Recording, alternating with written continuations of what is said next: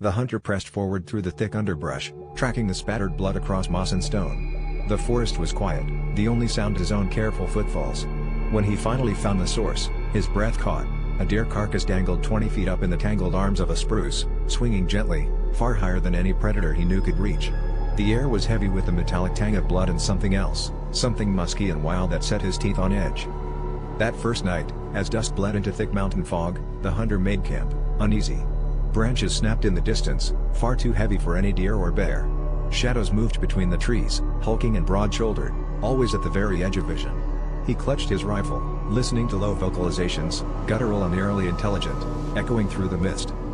On the second night, he woke to the sound of massive hands slapping against tree trunks, a territorial rhythm that reverberated through his bones. Something large circled his camp, unseen but impossible to ignore. At dawn, he found giant footprints pressed deep into the mud, each toe distinct, striding off into the morning haze. The deer carcass was gone, not a bone or scrap of fur left behind. Every night brought new terrors.